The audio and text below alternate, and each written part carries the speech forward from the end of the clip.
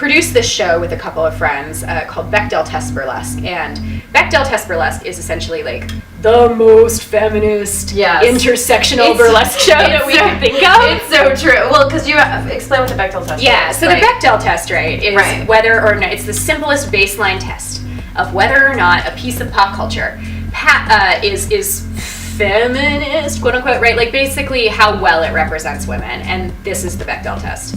3 things. It has to have 2 women with names who talk to each other about something other than a man. Yes. And you would be shocked at how many things don't pass this. So we have this nerdlesque show that takes a lot of characters from pop culture and kind of reworks them and rewrites them and does things like gender bend them or race bend them.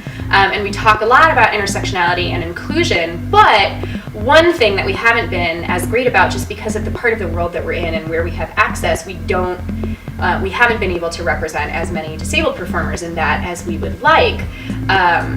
But one of the things that I was interested in about that show is got to do it at a college recently. We got to do it at University of Oregon, which is amazing. And one of those students asked us specifically about what is it like to do a burlesque show that is translated in ASL.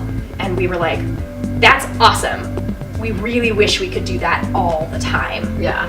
Because so much of, and especially like my work as a host is so verbal, and I don't know sign. And I think that's something that I could work on. Yeah.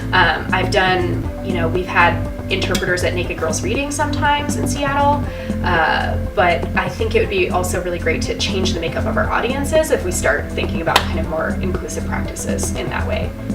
It would just be great. Like, let's just have some universal design. Let's think about some things. So what we're saying is disabled people like boobies too. Oh my god, everybody likes boobs. I know. Everybody likes boobs. Yeah, everybody likes boobs. And some disabled people have boobs. What? And maybe they want to do things with those boobs. Maybe they want to twirl them. Maybe they want to twirl them, and that would be so great if we could have a bit more of that in our community. I think that would be awesome.